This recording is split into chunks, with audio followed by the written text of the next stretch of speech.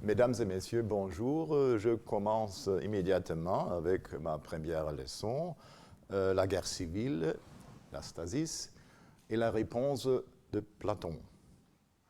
Une observation d'Oswin Murray, notre collègue d'Oxford, décrit de façon lucide les perspectives qui caractérisent l'emploi de nos thématiques classiques à l'échelle internationale.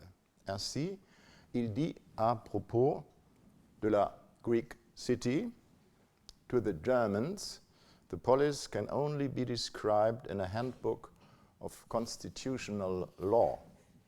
The French polis is a form of holy communion. The English polis is a historical accident, while the American polis combines the practices of a mafia convention with the principles of justice and individual freedom. J'ai moi-même éduqué également, dans un sens plus large, tout au long de mes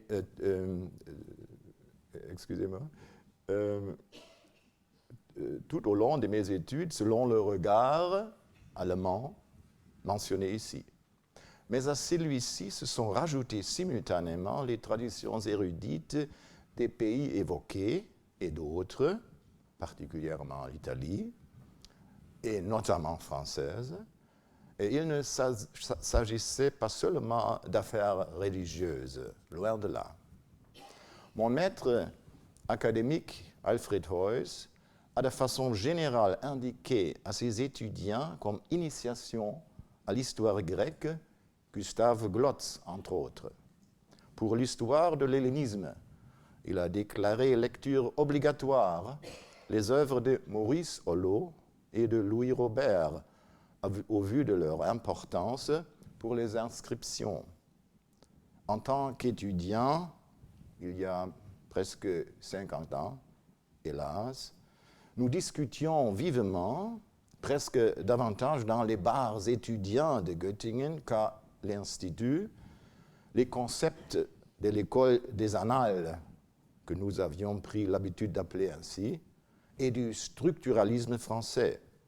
Plus tard, je me familiarisais aussi avec les interprétations anthropologiques de Louis Gernet et de son école.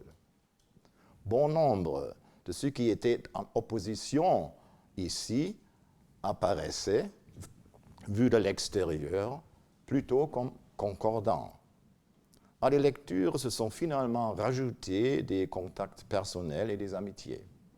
Tout cela a élargi mon horizon et m'a profondément marqué.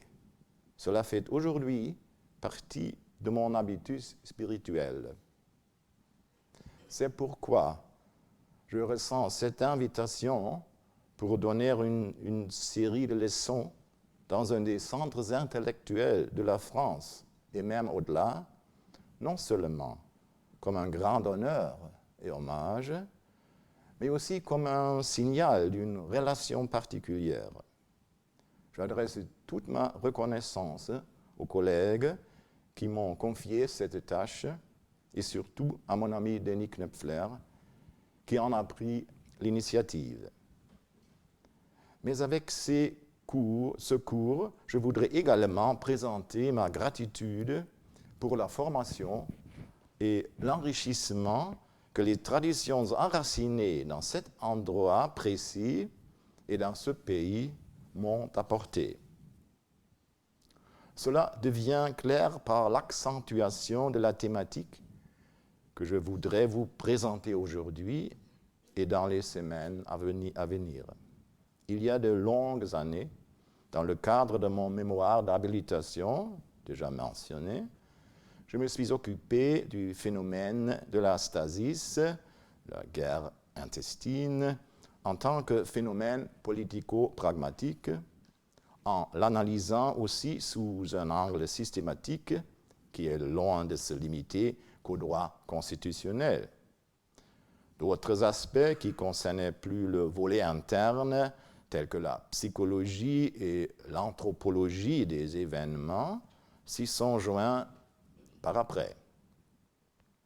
Traiter dans ce cadre également des phénomènes de la socialisation masculine avec Jean-Pierre Vernant, citation, « les rites masculins d'adolescence et par ceci accorder plus d'attention à la corporalité, c'est une chose à laquelle j'ai été incité par des conceptions qui sont davantage cultivées dans l'Hexagone que cela ne peut être le cas chez moi. » La stasis, le conflit interne, géré de façon violente, la guerre civile, projetant une ombre allongée sur l'histoire grecque.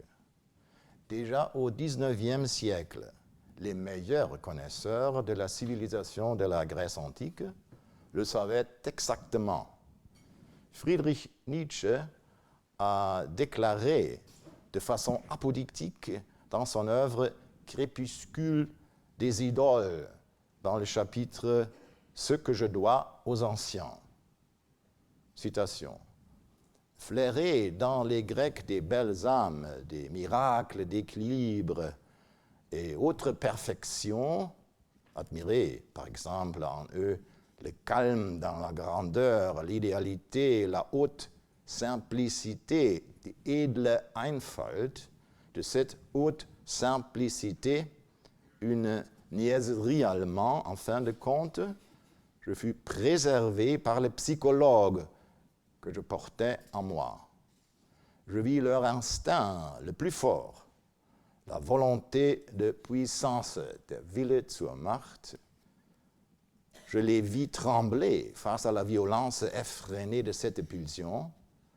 Je vis toutes leurs institutions se développer à partir de mesures préventives visant à se protéger réciproquement de leurs explosifs intérieurs.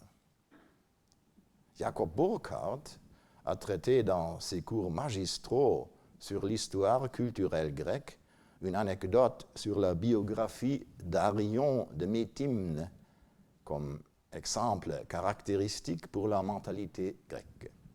Arion, un grand poète et compositeur, a été pris comme captif par des pirates. Avant de le tuer, on lui a concédé de chanter encore une dernière chanson, ce qu'il a d'ailleurs pris comme occasion pour prendre la fuite. Par une remarque laconique, Burckhardt présente les pirates comme étant des Grecs typiques, à savoir, ils sont des Grecs, donc A, des assassins des compatriotes grecs, et B, ils ont goût pour l'art. En allemand de Burckhardt, c'est seulement einmal B, kunstsinnig, plus laconique encore. Une grande connaisseuse de la civilisation grecque de notre époque, Nicole Laureau, a, après de longs travaux préliminaires, consacré son œuvre posthume à cette ombre grecque, œuvre dans laquelle elle a, mais malgré le titre restrictif « La tragédie d'Athènes », analysé le phénomène de la stasis dans sa totalité. Cet absolu du mal dans un univers civique que les Grecs préfèrent penser sous le signe de l'un, respectivement le fléau absolu, un bouleversement de la cité aux yeux des Grecs. Elle s'est efforcée à de maintes reprises, citation, de montrer avec et souvent contre les représentations les plus apparemment partagées que la stasis est partie intégrante du politique grec et, j'oserais dire, sa part la plus importante. Je ne peux que confirmer cette affirmation. En effet, le déchirement interne en Grèce était profondément ubiquiste. Au début se trouvent des combats de positionnement et de rang à l'intérieur des élites dans les communautés assez petites et peu stratifiées des Dark Ages et de l'époque archaïque. On a vite eu recours à la violence, que ce soit à l'intérieur ou envers l'extérieur. Cela est notamment reflété par l'Odyssée, C'était un temps florilège pour les chefs de guerre et les pirates, riches en pillages, mais aussi en justice privée et en guerre fratricide, motivés par le désir d'honneur et de vengeance, duo inséparable comme des jumelles. Être le premier et exercer le pouvoir en étaient les déclencheurs. Des règles strictes concernant l'amitié et l'hostilité ont profondément marqué les relations sociales. Citation, la vendetta, la eidesis avec la remise de la poignée, la philothèse, l'amitié, toutes ces coutumes sont celles des sociétés les plus rudimentaires, telles que l'a déjà observé Gustave Klotz. Dans de nombreuses communautés grecques surgissaient sans cesse des conflits causés par de telles constellations. Ils occupaient également une part non négligeable dans les migrations qui avançaient simultanément dans des contrées lointaines de la Méditerranée et de la mer Noire, la dite colonisation grecque 750 à 550. Finalement, ils se sont terminés par la prise du pouvoir de quelques individus et de leur clique, la tyrannie, surtout au Ve siècle, et ce dans les villes les plus importantes, grandes et riches, telles qu'Argos, Corinthe, Sicyon, Mégara, Milet, Athènes, Naxos et Samos. Cette forme particulière de pouvoir illégitime, qui est souvent exercée et perçue dans sa forme violente, se voit de plus en plus souvent confrontée avec une opposition de la part des communautés concernées, qui ne reste pas toujours paisible. Ici, se mit en place le processus et la notion de stasis.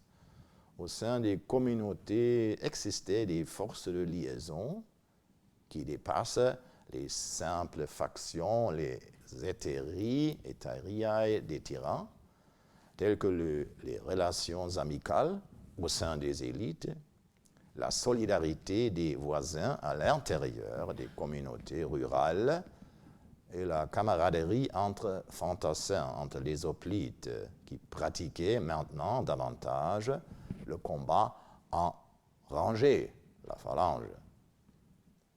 Les communautés devenaient de plus en plus puissantes. Grâce à des règles strictes et fixées par écrit, les lois, elles prenaient la forme d'institutions étatiques, la police, les police en pluriel. Police qui essayait justement d'y pousser les individus puissants, qui étaient en revanche des meneurs indispensables pour la communauté. La solidarité de la communauté, qui était aussi une communauté belliqueuse, est renforcée aux dépens du pouvoir individuel de ces derniers.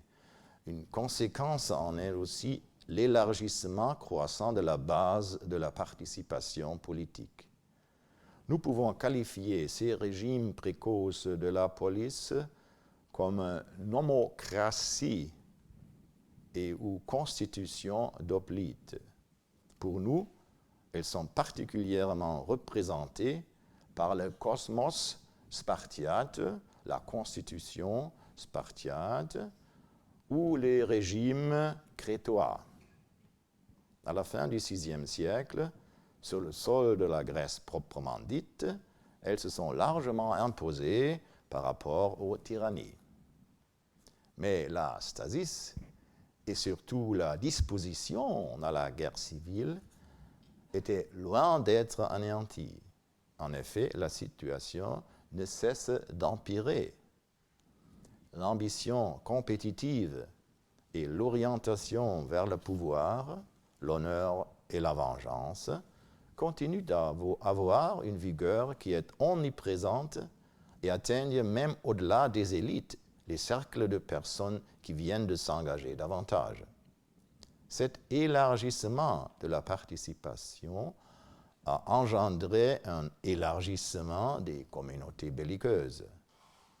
Des actes de justice privée restreints ont pris de l'ampleur pour devenir des vraies guerres civiles. Le législateur athénien Solon aurait déjà émis une loi au début du VIe siècle selon laquelle les citoyens étaient obligés de prendre les armes dans le cas d'un recours interne à la violence. L'engagement du citoyen était toujours d'ordre militaire et se dirige, dans le cas présent, vers l'intérieur. Solon, par exemple, se voit, citation, dans l'espace entre deux armées, tel que le cite Nicole Leroux, le fragment 36. Cet engagement peut donc logiquement mener à la stasis. C'est par cela que l'omniprésence et l'insurmontabilité de ce problème remontent à la surface. Autrement dit, l'ordre citoyen grec était en quelque sorte une constellation surgelée de la stasis qui pouvait se liquéfier à tout moment, donc reprendre vigueur. Nous pouvons observer ce fait régulièrement et de manière concrète. Atteindre le pouvoir était le désir qui dominait. La liberté ne consistait pas seulement dans la libération du pouvoir, mais aussi dans l'exercice même du pouvoir, étant donné qu'on ne se sentait totalement libre que quand on a anéanti tous les ennemis et qu'on dominait soi-même. Le désir de participation n'était pas seulement le souhait de codécision, mais aussi de participation à l'exercice de la souveraineté. Cela devenait même apparent dans les appellations des constitutions. Leurs termes composites ont porté le pouvoir, en grec arché, et kratos dans le nom. Qu'il s'agissait d'oligarchie ou de démocratie. Les conflits tournaient donc autour du pouvoir et de la participation. C'est par rapport à cela qu'on cherchait à trouver des partisans. En même temps, on profitait de toutes les tensions existantes afin de verser de l'huile dans les guerres internes, surtout en employant toute forme de différences et conflits politiques, sociaux et économiques. À ce propos jouaient notamment les constellations de pouvoir en affaires étrangères, étant donné qu'on pouvait de ce fait acquérir le soutien pour les propres objectifs auprès d'un plus grand pouvoir étranger. Cela était dans l'intérêt des grandes puissances telles que les Perses, les Athéniens, les Spartiates, parce qu'on pouvait en tirer un moyen de domination éprouvé. Ainsi, en particulier, les guerres étaient une enzyme, un ferment de la stasis, et les lignes de conflit internes qui se dressent depuis le Ve siècle essentiellement entre les oligarques et les démocrates se sont associées à des constellations de politique extérieure, ce qui a engendré une certaine corrélation. Ainsi, on pouvait désigner les groupes actifs comme Méditsontes, amis des Perses, des Mèdes, Attikitsontes, Laconitsontes. C'est au courant du Ve siècle que se mettait en place une analogie entre la démocratie et l'athénophilie, attikismos, ainsi qu'entre l'oligarchie et l'amour pour les lacédémoniens, le laconismos. Récemment, on a débattu si la constellation interne ou externe du conflit était la plus importante. Ce débat est presque redondant parce qu'il est évident que cela ne regardait pas le pouvoir dans un premier lieu, et que l'orientation était plutôt un moyen pour atteindre la fin et non pas la fin elle-même. Ainsi, à l'époque classique et aussi par après, les constellations se transformaient en permanence selon le régime hégémonique. Au IVe siècle, apparaissaient aux côtés des groupes submentionnés les pro-thébains, amis des Thèbes, et les pro-macédoniens, les amis de la Macédoine, avant que les guerres des Diadoques et les conflits monarchiques de l'hellénisme n'agrandissent encore le spectre. Et finalement, la puissance romaine montre que le calme ne s'instaurait que quand une grande puissance régnait sans concurrence. Ceci dit, il ne s'agissait que d'un calme de cimetière. Il est révélateur qu'elle a été mise en question dès qu'une alternative apparaissait à l'horizon, telle que Mithridate, roi du Pont, au Ier siècle, ou lorsque surgissaient des différences au sein des couches dirigeantes romaines, telles que lors des guerres civiles de la fin de la République, ou des conflits et usurpations de l'époque impériale. Les dimensions de la stasis prenaient souvent beaucoup d'ampleur, même si nous n'avons que peu de sources à disposition et que nous devons donc tenir compte d'un chiffre noir élevé.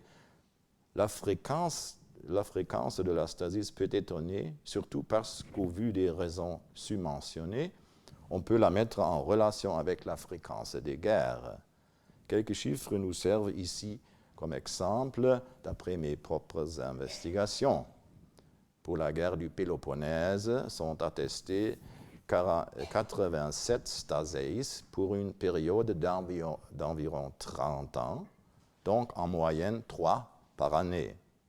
Pendant la guerre de Corinthe, on en compte 3,5 par année, et pendant l'hégémonie thébaine, 37 de ces éruptions des guerres civiles se répartissent sur une période de 10 ans après la bataille de Leuctre.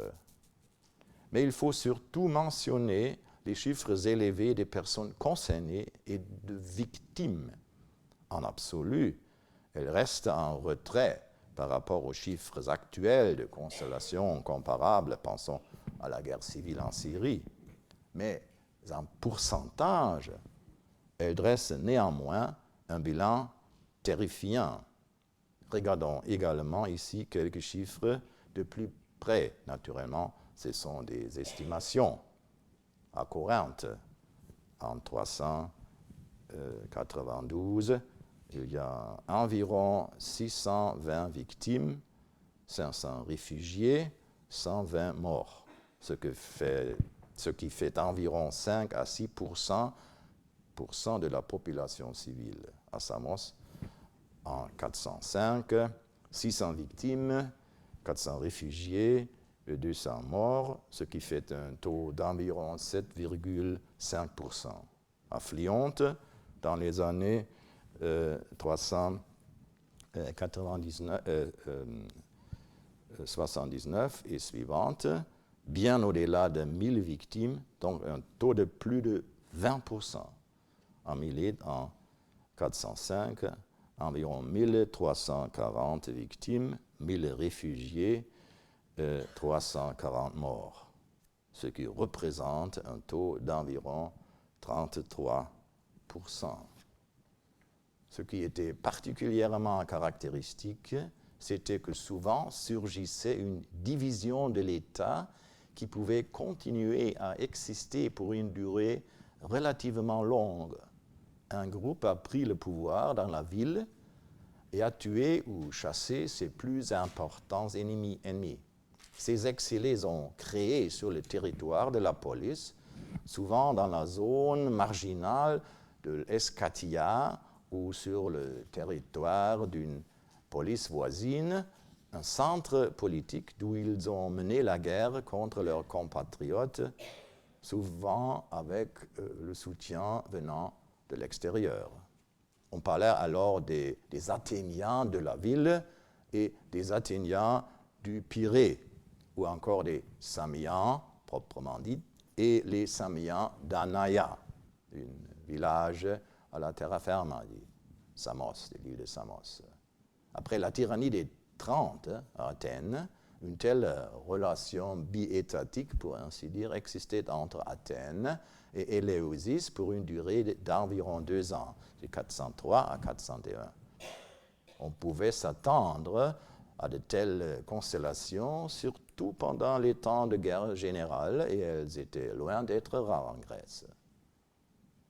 Au vu de cette problématique fondamentale, on doit se poser la question pourquoi la police grecque pouvait au juste exister en tant que régime politique et atteignait même une telle stabilité qu'elle pouvait également servir comme unité de base administrative et généralement autonome dans les empires hellénistiques et dans l'Empire romain.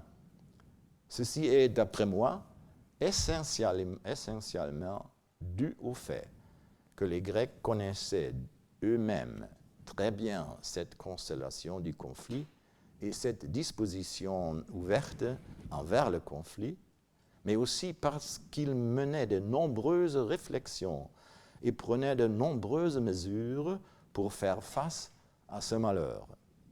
Dans une certaine mesure, ils ont réussi en permanence à anéantir le danger en employant différents moyens de contrebalancer le poids de l'élément séparateur en fortifiant la chose commune, de neutraliser le poison de la guerre civile par des antidotes.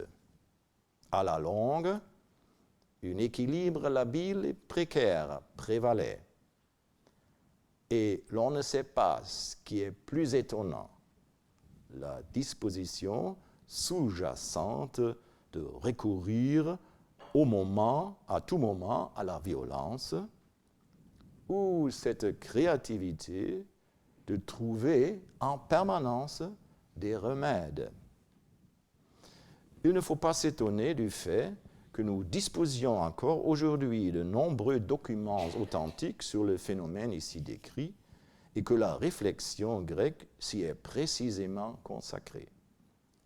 L'analyse classique émane de la plume de Thucydide et je dois avouer qu'à la fin de mes longues années de travail sur mon mémoire d'habilitation portant sur la stasis, j'ai constaté que je ne puis pas arriver beaucoup plus loin que lui. Un document particulièrement important dans ce cadre est la dite pathologie, une analyse exemplaire des événements de la guerre civile et surtout de sa psychologie et sa mentalité que Thucydide rajoute à son récit sur la stasis à Corfou, 427 à 25. Le concours de la motivation fondamentale, animé par la soif du pouvoir et l'ambition avec la dissimulation secondaire et idéologique, dirons-nous, ainsi que la perversion dans la pensée et le sentiment qui en émane, y est formulé de manière classique. Je cite : « À la faveur des troubles, on vit s'abattre sur les cités bien des maux, comme il s'en produit et s'en produira toujours, tant que la nature humaine restera la même, mais qui s'accroissent ou s'apaisent et changent de forme selon chaque variation qui intervient dans les conjonctures. En temps de paix et de prospérité, les cités et les particuliers ont un esprit meilleur parce qu'ils ne se heurtent pas à des nécessités contraignantes. La guerre, qui retranche les facilités de la vie quotidienne, est un maître aux façons violentes, un biaios didaskalos, et elle modèle sur la situation les passions de la majorité. La cause de Tout cela, c'était le pouvoir voulu par cupidité, la pléonexie, un mot extrêmement important, et par ambition, philotimie. De ces deux sentiments provenaient, quand les rivalités s'instauraient, une ardeur passionnée. En effet, les chefs de cité, pourvus dans chaque camp d'un vocabulaire spécieux, qui leur faisait exalter davantage l'égalité de tous les citoyens devant la loi, l'isonomia, ou bien la sagesse de l'aristocratie, aristocratia. Ils traitaient les intérêts de l'État, qu'ils servaient en parole, comme un prix à remporter. Et dans cette joute où tous les moyens leur étaient bons pour triompher les uns des autres, ils osèrent le pire et poussèrent plus loin encore leur vengeance, car ils ne les exerçaient pas dans les limites de la justice et de l'utilité publique, mais ils les fixaient selon le plaisir qu'elles pouvaient comporter, en l'occurrence pour chaque camp, et que ce fût par une condamnation issue d'un vote injuste ou en saisissant par force du pouvoir, ils étaient prêts à satisfaire leurs rivalités immédiates. Ainsi, une entreprise odieuse, on y gagnait de renom. Quant aux éléments intermédiaires dans les cités, ils étaient massacrés par les deux camps, soit parce qu'ils ne les soutenaient pas, soit qu'on trouva odieux de les voir, eux, en réchapper. C'est ainsi que la dépravation revêtit toutes les formes dans le monde grec par l'action de la guerre civile. Fin de la citation. Aristote, dans sa politique, a souligné l'élément bipolaire qui vient à la surface dans la constellation de l'Astasis de façon très lapidaire et en ayant recours à un serment caractéristique. Je cite, « Une autre erreur est commise dans les démocraties et dans les oligarchies. Dans les démocraties, elle est le fait des démagogues. Partout où la multitude est maîtresse des lois, ils divisent toujours la cité en deux en luttant contre les riches, alors qu'ils devraient au contraire toujours avoir l'air de parler en faveur des gens riches. Dans les oligarchies, ce serait aux oligarques d'agir ainsi en faveur du peuple. Et leur serment devrait être l'opposé de ceux que prêtent de nos jours les oligarques. Maintenant, en effet, dans quelques cités, ils prononcent ce serment. À l'égard du peuple, je serai malveillant et je déciderai contre lui tout le mal que je pourrai. Tel que je l'ai déjà mentionné, à côté de ce danger permanent qui émane de la guerre intérieure, existe un potentiel remarquable de tentatives pour faire face à ces phénomènes de crise de façon concrète et conceptuelle. Il y avait des diagnostics très différents et autant de propositions pour des thérapies. Quant à cela, les théoriciens de l'État grec se sont particulièrement mis en avant. Dans le passage de la politique d'Aristote que je viens de mentionner, un motif crucial est introduit, le rééquilibrage des contraires. Les démocrates ne devraient pas déchirer l'État, mais, citation, ils devraient au contraire toujours avoir l'air de parler en faveur des gens riches, etc., etc. Au vu des revirements fréquents dans les régimes constitutionnels métabolés polythéon, causés par les guerres civiles, des concepts pour le maintien, la sotéria des constitutions étaient requis. La politique d'Aristote, lui, consacre un long passage dans le livre 5, les chapitres 8 et 9. Une signification catégorielle, pour ainsi dire, revient à la préservation de la stabilité dans les régimes politiques de base, elle peut représenter une valeur particulière. La stasis et l'anarchie étaient donc aussi graves et menaçantes de façon que le maintien d'une forme étatique médiocre ou même mauvaise semblait être mieux que l'état de la guerre interne et de l'anarchie. Cela apparaissait donc comme le moindre mal. Ainsi, la forme étatique réellement existante pouvait créer par la pensée et l'expérimentation la base pour des réflexions connexes en vue de la stabilisation. Même chez Aristote, cette réflexion a des traits machiavéliques. Selon le passage cité sur la consolidation des démocraties et respectivement des oligarchies, il est suffisant de susciter l'impression d'avoir l'air de Durkheim dans la langue originale, que les intérêts de l'autre groupe soient préservés.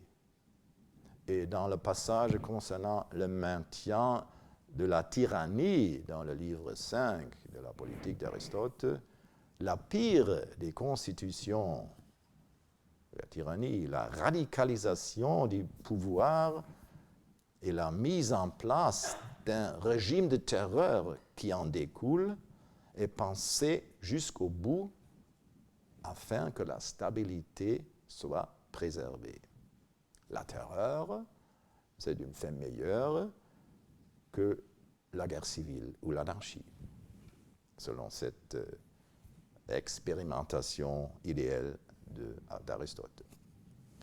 Le danger que courait particulièrement l'ensemble de la culture politique et qui est évoqué ici, était une préoccupation primordiale du maître d'Aristote, Platon. Cela était surtout dû par sa propre expérience de vie, précisément dans les années de jeunesse qui l'ont beaucoup marqué. Ce sujet est explicitement mentionné dans la lettre 7, dont l'authenticité est contestée. Par son trait de plume et les informations qu'elle contient, on peut à juste titre admettre que l'auteur était au moins un contemporain qui disposait d'une connaissance excellente de la personne et de la matière.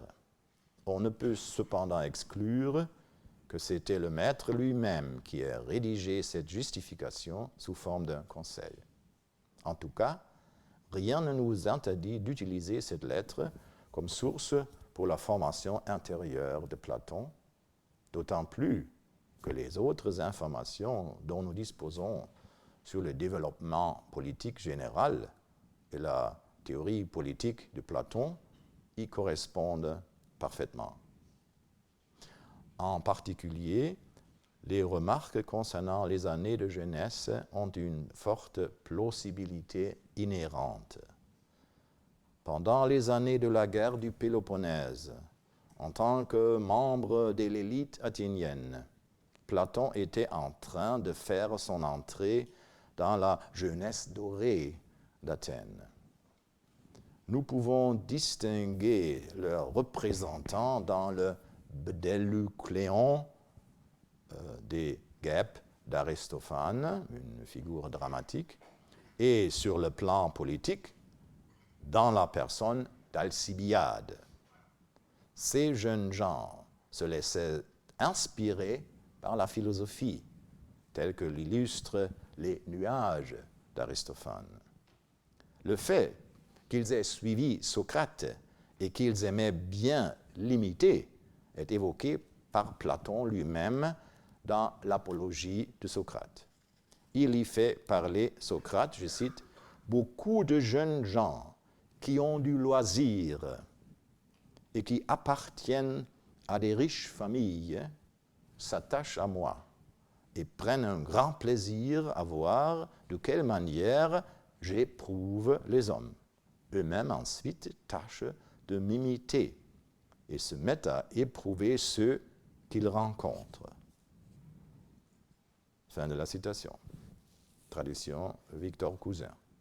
Dans de tels cercles circulaient également des réflexions très variées sur le bon régime politique, le dénominateur commun était le mécontentement vis-à-vis du régime démocratique traditionnel. C'était justement dans ces cercles que les deux putschs de 411 et 404 étaient mis en œuvre. Platon était encore trop jeune pour prendre une position de meneur, mais il était un jeune politicien dans ce sens. Il adhérait aux idées du changement de la Constitution et était un proche, voire même un parent, des politiciens qui ont orchestré la dernière chute de 404, Critias et Charmide. La lettre 7 dit à ce propos, je cite, « Jadis, dans ma jeunesse, j'éprouvais ce qu'éprouvent tant de jeunes gens. J'avais le projet, du jour où je pourrais disposer de moi-même, d'aborder aussitôt la politique. Or voici en quel état s'offraient alors à moi les affaires du pays. La forme existante du gouvernement battue en brèche de divers côtés. Une révolution, une métabolée, se produisit. À la tête de l'ordre nouveau, 51 citoyens furent établis comme chefs, mais 30 constituaient l'autorité supérieure avec pouvoir absolu. Plusieurs d'entre eux étaient soit mes parents, soit des connaissances qui m'invitèrent, à l'époque, Platon avait 24 ans, aussitôt comme à des travaux qui me convenaient. Je me fis des illusions qui n'avaient rien d'étonnant à cause de ma jeunesse. Je m'imaginais, en effet, qu'il gouvernerait la ville en la ramenant des voies de l'injustice dans celle de la justice. Aussi, observai-je anxieusement ce qu'il allait faire. Or, je vis ces hommes faire regretter en peu de temps l'ancien ordre de choses comme un âge d'or. Je fus indigné et me détournai des misères de cette époque. Tradition Joseph Souillet. Aussi, dans la démocratie restituée, l'intérêt de Platon quant à un engagement politique était suscité, bien que ce fût de manière plus réticente.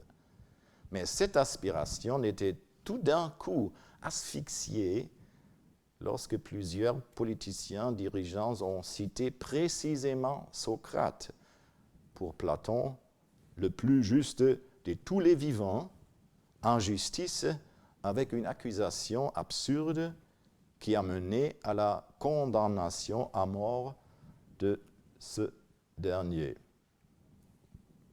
Platon écrit dans lettre 7, « Voyant cela et voyant les hommes qui menaient la politique, plus je considérais les lois et les mœurs étaient, plus aussi j'avançais en âge, plus il m'y parut difficile de bien administrer les affaires de l'État. De plus, la législation et la moralité étaient corrompues à un tel point que moi, d'abord plein d'ardeur pour travailler au bien public, considérant cette situation et voyant comment tout marchait à la dérive, je finis par en être étourdi. Je ne cessais pourtant d'épier les signes possibles d'une amélioration dans ces événements, et spécialement dans le régime politique, mais j'attendais toujours pour agir le bon moment. Finalement, je compris que tous les États actuels sont mal gouvernés. Je fus alors irrésistiblement amené à louer la vraie philosophie, orte philosophia, et à proclamer que, à sa lumière seule, on peut reconnaître où est la justice dans la vie publique et dans la vie privée. Il suit la phrase avec le roi philosophe. Impossible de le dire de manière plus claire. La passion qui a porté Platon en politique, dans la lettre 7, il est question d'épithumia, un mot fort pour désigner un désir en grec ancien, a été profondément mise en question lors de stasis et métabolée par l'expérience de la terreur et de la vengeance sans limite. Les expériences plus tardives, surtout à Syracuse, avec son disciple Dion et les tyrans Dionysios le Jeune, ont confirmé cette attitude. Mais Platon ne perdait pas l'impulsion politique qui sera transformée. L'action philosophique prenait la place de l'activisme politique. La philosophie se montrait comme étant la vraie politique. En allant encore plus loin, on pourrait dire que la philosophie de Platon peut être interprétée comme étant une réponse aux défis émis par le phénomène de la guerre interne. Cela peut déjà souligner son importance. Mais c'est Platon qui nous intéresse ici. Sa réponse à la stasis est le fait de philosopher. Mais qu'est-ce que cela veut dire concrètement? Et où trouvons son Sitz im Leben, sa position dans les mondes vécus? La conduite de Socrate, telle qu'il est caractérisée et désignée de façon marquante dans l'Apologie, nous en donne la clé. C'est le souci de la pensée, phronesis, de la vérité, aletheia, et de l'amélioration de son âme, de la psyché. Ce souci envers l'âme est si important parce que finalement, le bien en découle pour les particuliers comme pour l'État. Dans le cas de Socrate, ce bien trouve son expression particulière dans la justice, donc dans une vertu cardinale sociale.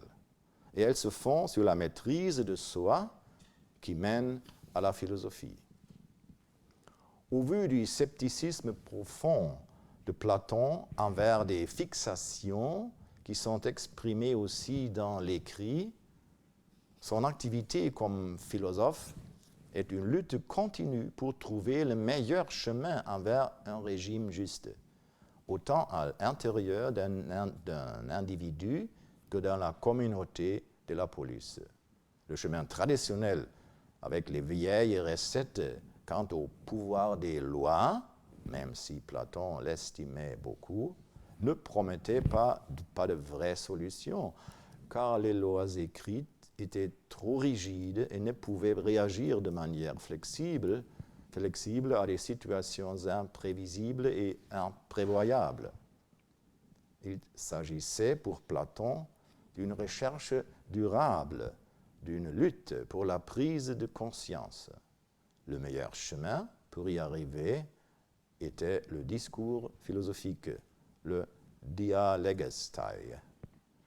Cela desservait un but pratique, atteindre un comportement vertueux, surtout un comportement social orienté par la prise de conscience et la vertu.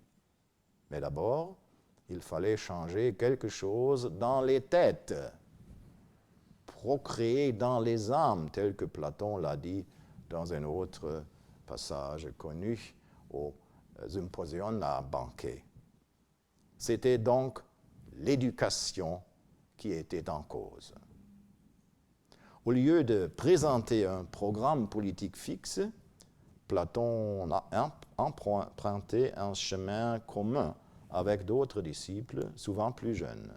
La fondation de l'académie est l'expression très concrète de cet objectif.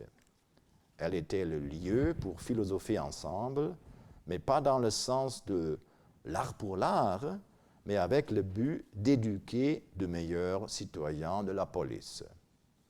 Même si l'élément philosophique allait peu à peu prendre une position absolue, l'objectif premier étant le débat fondamental sur la meilleure prise de conscience, on doit néanmoins retenir cette orientation d'origine. Si on applique ces faits sur les remarques évoquées ci-avant concernant la formation de Platon dans les temps de guerre et guerre civile, on pouvait être amené à dire ceci. L'Académie était un think tank pour la recherche commune des vertus sociales et finalement, il s'agissait aussi de former des spécialistes de l'antistasis qui peuvent agir de manière sûre et avec leur propre prise de conscience dans leur communauté respective. On ne peut guère le comprendre autrement. La lutte contre la stasis et surtout contre l'ouverture mentale envers la stasis était un élément essentiel, voire central, de l'impulsion de la philosophie platonicienne. Dans tous les cas, son œuvre montre clairement que le fait de philosopher consistait avant tout dans la recherche ininterrompue de la fondation théorique de la justice, mais aussi dans la recherche des concepts praticables en vue de sa réalisation. Cela se propage depuis ses œuvres précoces, en partant de l'Apologie et de Criton, en passant par Protagoras et Gorgias, la République et le politique, pour arriver jusqu'aux nomoi, les lois, la fondation mentale et intellectuelle d'une police. Dans de nombreuses entreprises intellectuelles, des problèmes et des solutions imaginables sont présentés, argumentés, réfutés et continués. À propos de ceci, de grands savants ont déjà dit l'essentiel, et je ne suis qu'un nain assis sur les épaules de géants. Dans ce cadre, je ne puis et ne dois décrire cela de manière plus détaillée, même sous la forme d'un résumé. Je ne vais choisir qu'un aspect du dialogue qui en général est considéré comme étant l'écrit les plus importants concernant la théorie d'État et qui avait aussi des répercussions par la suite. Dans ce dialogue, la politeia, la république, il devient évident qu'en premier lieu, il est question de l'âme de l'individu, c'est-à-dire le comportement social et l'éthique politique, et non pas du système, l'ordre politique lui-même. Cela n'est introduit dans un premier temps qu'en vue d'une meilleure perceptibilité. La parallélisation stricte qui s'ensuit entre âme et communauté ne cache pas le fait que justement l'orientation envers le savoir et les valeurs sont au premier plan et que dans le sens éducatif, le plus important est l'attitude morale et psychique, voire mentale. Un aspect est clairement souligné dans la politique, et cela est au vu de l'orientation habituelle de la théorie politique grecque, Platon compris, très remarquable. Tenant compte de la constellation de combat de la guerre civile, ces catégories sont très bipolaires et antithétiques. Partout existe de strictes dichotomies, les nobles contre le peuple, les riches contre les pauvres, l'aristocratie contre la démocratie, l'oligarchie contre l'ochlocratie, la tyrannie contre le collectif, et ainsi de suite. Les efforts en vue d'un équilibre après une guerre civile et les réflexions en vue de surmonter le potentiel d'une stasis prennent leur départ dans une telle bipolarité. L'exemple de la lettre 7 le montre, elle n'est pas étrangère à Platon, et encore plus caractéristique est la mentionnée recette d'Aristote en vue d'une stabilisation des régimes politiques par un équilibre entre les extrêmes, surtout entre démocratie et oligarchie. Mais dans la République, un régime à trois éléments se mélange avec le dichotomique, qui est particulièrement mis en évidence aussi bien dans les parties de l'âme que dans le régime de la Constitution. Nous avons le logoeides, je laisse le terme pour ce moment en grec, le thumoeides et le epitumetikon. Ce sont les éléments de l'âme, ainsi que les philosophes, les gardiens et le peuple travailleur, un genre de plebs, de la plèbe, dans l'État. Les philosophes et le logoeides représentent le logoeides, le gardien, le thumoeides et la plèbe, l'epitumetikon.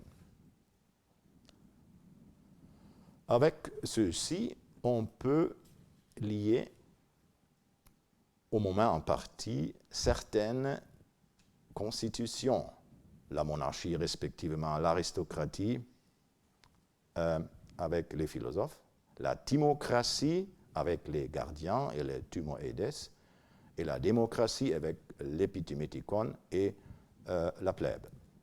Cette constellation, qui repose sur 3 pieds, fournit une caractéristique particulière, un élément propre à la théorie d'État platonicienne, dans un sens différent que l'introduction particulièrement logique du milieu du mésothéès dans la théorie politique d'Aristote, ce qui a été également mis en évidence par Nicole Lauveau.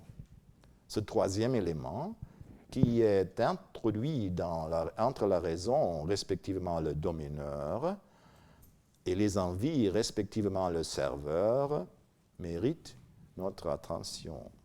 Dans le modèle de l'État, ce sont, comme je viens de l'indiquer, les gardiens dans l'âme, c'est le côté courageux, le thumoeides, car dans le monde de la politique, à cause de l'envie de posséder toujours davantage, ce fameux pléonexia, des guerres sont déclenchées pour la conduite desquelles des spécialistes sont requis qui devraient être en possession du loisir nécessaire pour faire des guerres, le scolaire, ainsi que du savoir et de l'entraînement, épistémé et mélété, dans les affaires militaires. Particulièrement importantes sont les caractères, respectivement les natures de ceux qui sont qualifiés comme gardiens. Ceci inclut des qualités physiques et surtout le côté courageux, le thumoeides.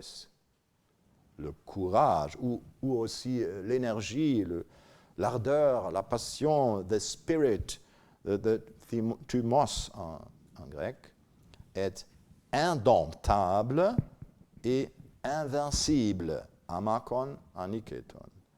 Et s'il est présent, l'âme est imperturbable devant tout, aphobos, et ne saurait céder, aetetos, traduction de Luc Brisson. Les 4 A, amakon, aniketon, aphobos, apetos, mais aussi un 5e A, le A de agrioi.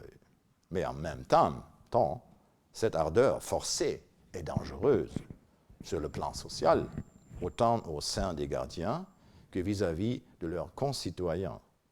Les personnes dotées d'un tel thumos sont sauvages, agrioi, et doivent en conséquence encore posséder un côté philosophique et être éduquées dans ce sens.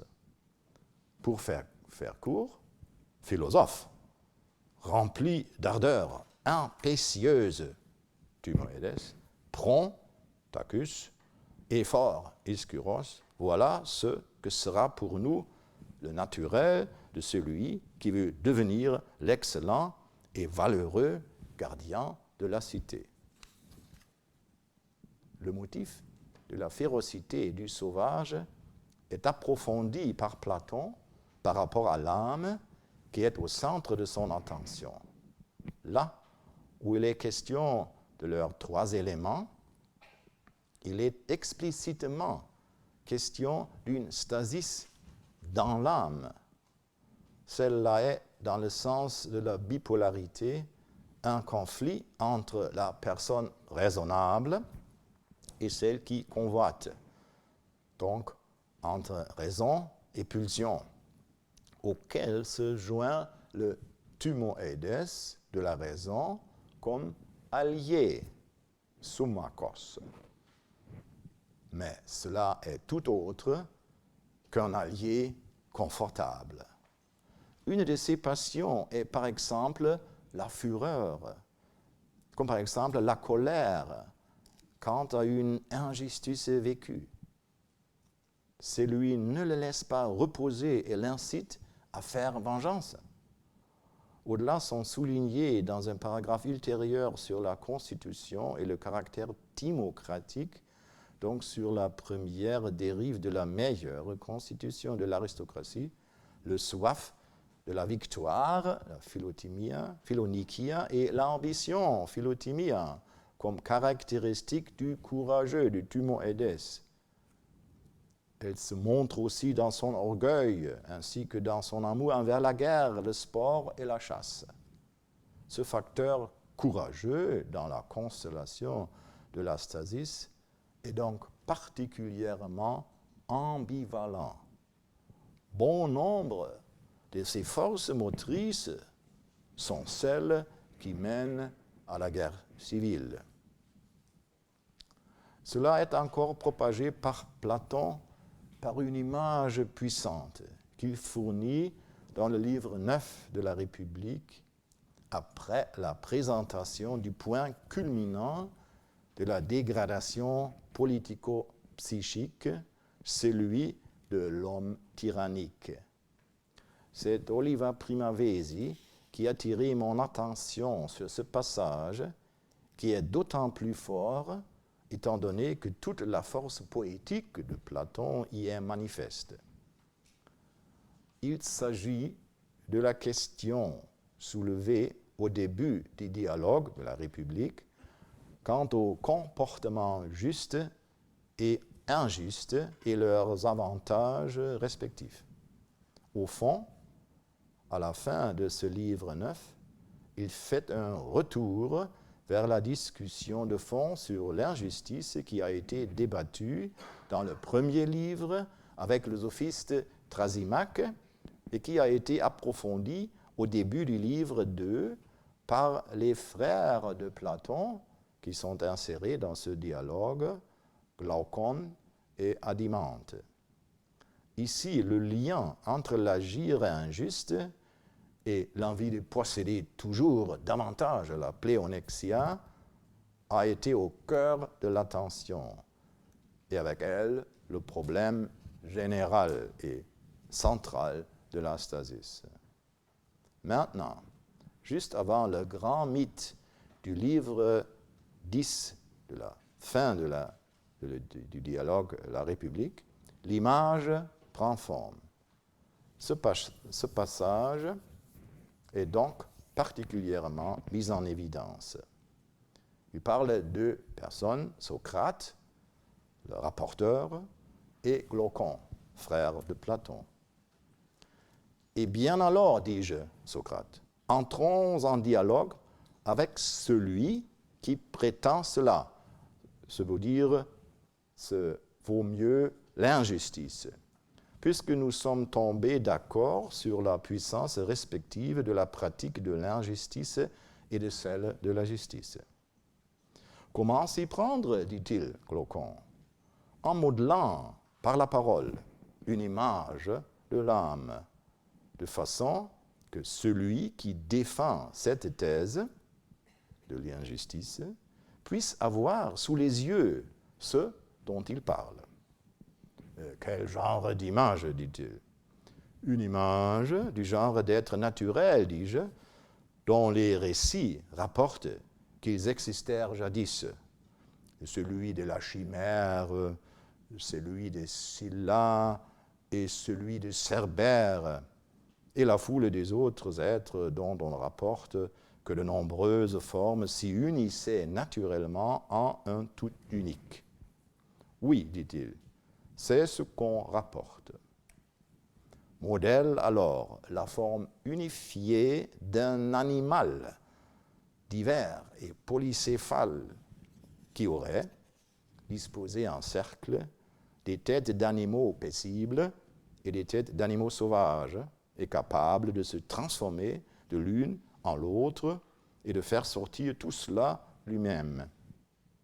C'est là l'œuvre d'un mouleur remarquable, dit-il, cependant, puisque la parole est matière plus facile à modeler que la cire et les matières analogues, supposons que cela voici modelé. Mais alors, fait alors une forme de lion et une forme d'homme. Mais que le premier objet soit de loin le plus grand et que le second ait la seconde place. Cela est plus facile, dit-il, voilà, c'est fait, c'est modelé. Attache alors ces trois êtres ensemble, en un seul, en parvenant à faire qu'ils soient naturellement unis les uns aux autres. Le voici attaché ensemble, dit-il. Modèle autour d'eux, à l'extérieur, l'image d'un être unique, celle de l'homme en général, de façon que pour qui ne peut voir ce qu'il y a dedans, mais ne voit que la gaine extérieure, cela paraisse un seul être vivant, un homme. Le modelage autour d'eux est fait, dit-il. Disons alors à celui qui affirme qu'il est avantageux pour cet homme de commettre d'injustice, mais qu'agir justement ne lui rapporte rien, disons-lui qu'il ne déclare rien d'autre que ceci, qu'il serait avantageux pour lui de rendre forte, en la faisant festoyer, cette bête multiple, à la fois le lion et ce qui va avec le lion, et cependant d'affamer l'homme et de le rendre faible, au point que chacun des deux autres puisse le traîner là où il veut le faire aller. Et, au lieu de les habituer l'un à l'autre, et de les rendre amis l'un de l'autre, de les laisser se déchirer et se dévorer mutuellement en se battant. En effet, dit-il, c'est tout à fait cela que dirait celui qui fait l'éloge de la pratique de l'injustice. Nous voyons donc, ici, l'âme est imaginée comme étant un être qui se compose d'un monstre multicéphale, d'un lion et d'un homme. Par un comportement injuste, cet homme intérieur, donc la raison évoquée ci-avant, où le logoeides devient de plus en plus faible aux dépens des deux autres, le fureur ou le courage et l'epitumétikon, les désirs. Ces deux autres qui sont déjà par nature plus grands que cet faible homme interne. Ainsi, ceux-ci ne sont pas habitués l'un à l'autre, etc., mais sont contraints, je cite encore, de laisser se déchirer et se dévorer mutuellement le monstre et le lion en se battant. Cela est une stasis dans sa forme la plus pure. Et d'après ma connaissance, cet aspect de la stasis n'a jamais été formulé de façon plus plastique. Mais cela marque en même temps un dilemme total. Contre la stasis, il faut qu'il y ait une relation entre raison et ambition, sagesse et passion, l'homme et le lion. Il faut donc jouer avec le feu.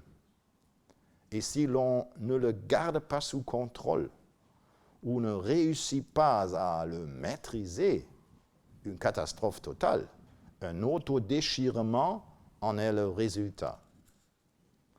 La plus grande partie de la République se consacre en principe à la question comment peut-on l'équilibrer par l'éducation, surtout à un niveau intellectuel mais aussi corporel. À cet égard, il ne s'agit pas seulement de l'élément philosophique, ni de la maîtrise radicale de la colère et du courage, ni d'exercice spirituel, d'ascèse ou de mortification. L'élément dangereux qui est nécessaire doit être préservé, même être rendu utile. Nous parlerions volontiers, avec vue sur un autre fauve, d'une course sur le dos d'un tigre qui serait nécessaire. Mais comment cela peut être mis en œuvre? Platon donne une réponse à cette question qu'on pourrait aussi interpréter comme proposition de thérapie du mal de la stasis, ce fléau absolu de Niccoloro. Justement, parce que le thumoeides est par sa nature si important, le fait d'être sensible au sens artistique et gymnastique, Platon parle de musicae et gymnastiquer, joue un rôle important. C'est cela qui contribue au maintien de l'ambivalence, qui est nécessaire, mentionné plus haut, en balance de ne pas éradiquer le côté négatif de la passion, qui est nécessaire et donc il faut l'accepter, sans le laisser prendre trop d'ampleur. Le fait d'être sensible aux arts et à la gymnastique favorise une telle balance, un mélange qui équilibre l'attention dans et par l'harmonie et rythme, et crée ainsi dans l'âme générale philia, amitié, et harmonie dans le sens de la justice.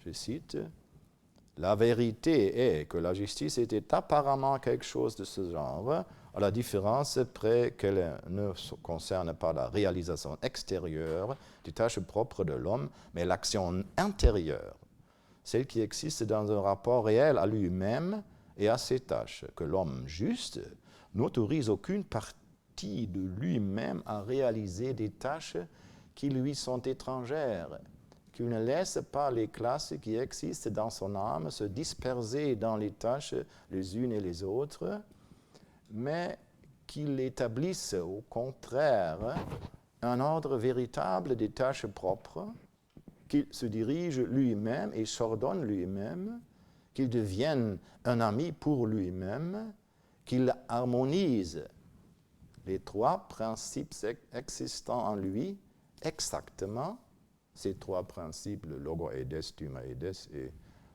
epitimétikon, exactement comme on le fait des trois termes d'une harmonie musicale, le plus élevé, le plus bas et le moyen et d'autres s'il en existe dans l'intervalle. Qu'il lie ensemble tous ces principes de manière à devenir, lui, qui a une constitution plurielle, un être entièrement unifié, modéré, souffrant, et en harmonie, un mos menon.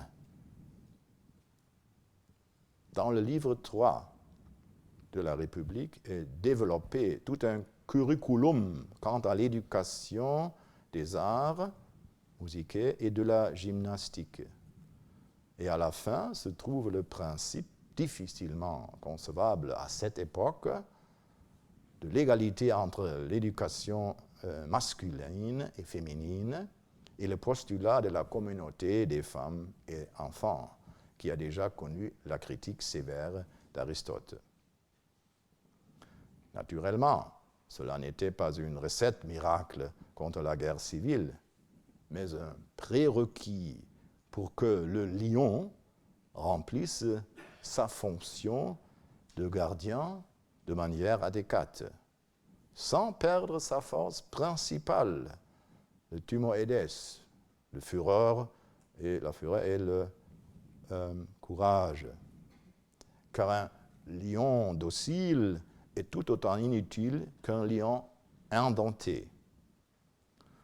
Cela est la règle primordiale qu'il faut respecter. L'unique grande prescription, et que moi j'appellerais plutôt que grande, la prescription suffisante, l'éducation et la manière d'élever le rejeton, la paideia et la trophée. C'est dans cela que repose la pièce maîtresse de la proposition de thérapie pour la guérison et la prévention de l'astasis aux yeux de Platon. En d'autres termes, sa réponse à la menace subjacente et aiguë qui émane de la guerre civile. Est-ce une prise de conscience individuelle, platonique, spéciale, loin de tous les concepts généraux, ou y a-t-il des parallèles? Platon est-il le seul à avoir ce jugement? A-t-il, contrairement à ce qui est souvent admis, même suscité un certain effet? Cette question devra nous occuper dans les prochaines séances. Je vous remercie de votre patience et attention. Merci.